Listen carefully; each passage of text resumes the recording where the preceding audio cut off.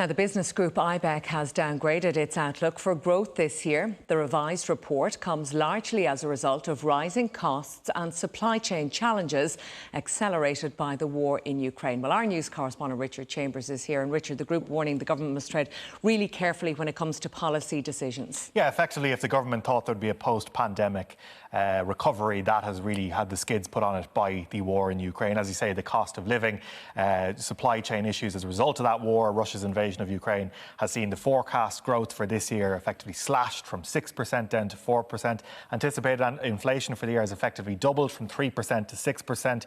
That being felt by households right across the country, as we have seen for weeks now in terms of energy costs, grocery bills in particular. This is also backed up by the Bank of Ireland, which has its Economic Pulse, its monthly survey, which shows a drop in consumer confidence as well. Again, all about inflation there too. But what this means is that we have more impact on what households are actually going to spend their money on. So Ibec, the lobbying group for employers, say that discretionary spending, the live event sector, music, even restaurants and hospitality, all those industries affected by the pandemic, they have a prolonged hit coming now as a result of the war in Ukraine and the associated rise in cost of living. And warning then as well from Ibec then to the government, if they're thinking about doing anything more to try and help households through this, to tread very, very carefully, that there is a risk in their view of stepping on too far and effectively pushing up inflation even further. So, yeah, more bad economic news on the horizon then for the government. All right, Richard, thank you for that.